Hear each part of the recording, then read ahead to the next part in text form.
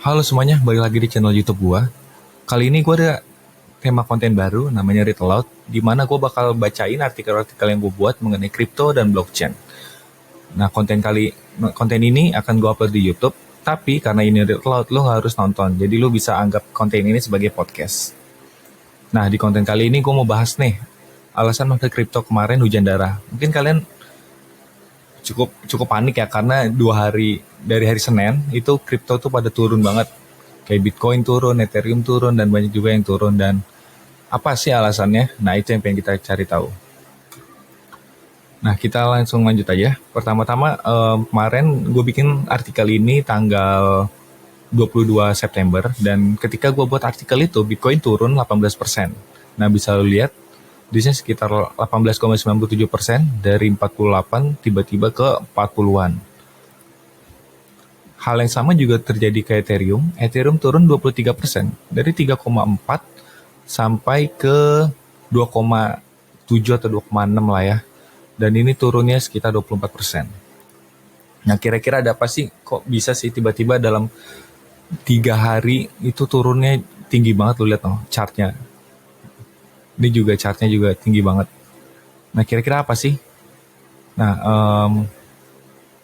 gue udah cari jawabannya dan ternyata ada dua hal yang menurut gue paling make sense, yang baik secara langsung dan secara langsung itu berpengaruh ke pasar kripto. Yang pertama ada krisis Evergrande. Evergrande ini termasuk developer properti terbesar di Cina, dan mereka katanya lagi collapse. Hal ini dikarenakan karena mereka nggak punya uang untuk membayar hutang-hutangnya. Mereka hutang ke lebih dari 120 bank dan 121 lembaga non-perbankan dengan nilai yang sangat signifikan, yaitu 305 miliar. Dan hal ini juga, karena kasus ini, hal ini juga berpengaruh ke Evergrande Bonds, yaitu surat utang yang diterbitkan oleh Evergrande. Dan lu lihat, turunnya sangat tajam dari sekitar level 100 ke level 25.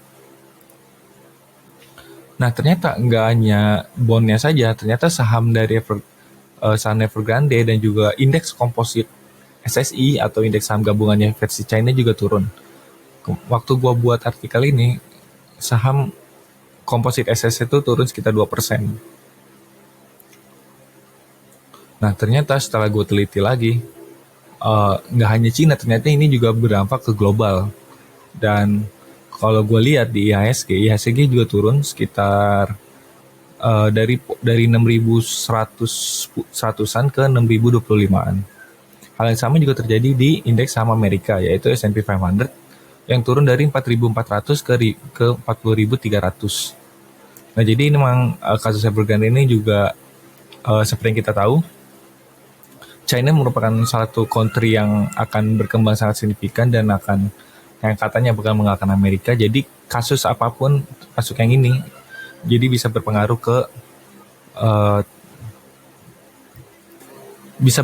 ke berbagai macam produk keuangan, nggak hanya kripto dan juga produk keuangan seperti saham.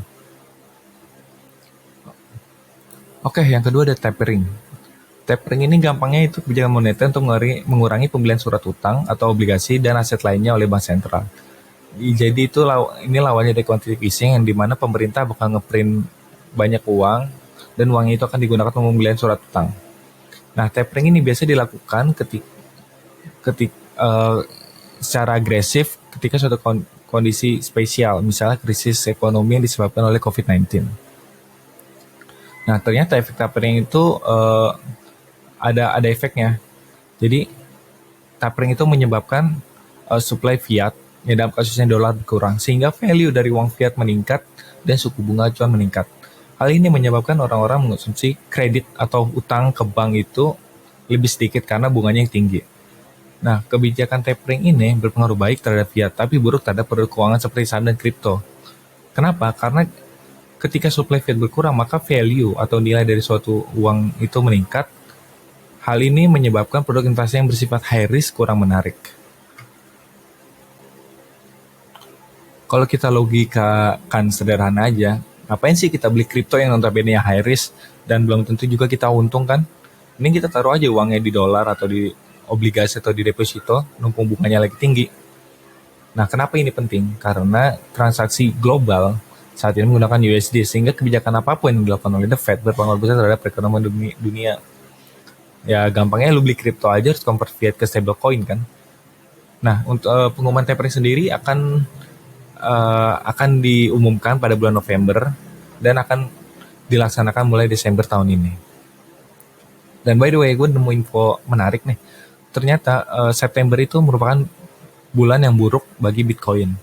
Lu lihat secara histori dari 2013 sampai 2021, cuma ada 2 bulan September yang hijau, yang tandanya itu Bitcoin ditutup dengan positif atau dengan kenaikan harga, sedangkan yang lainnya merah. Dan yang paling parah itu pada tahun 2015, bulan September Bitcoin itu ditutup minus 19%.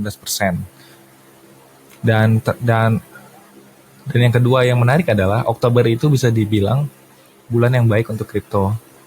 Karena secara historis cuma ada 2 bulan yang dimana Bitcoin ditutup negatif atau ditutup minus, sedangkan yang lainnya itu ditutup hijau.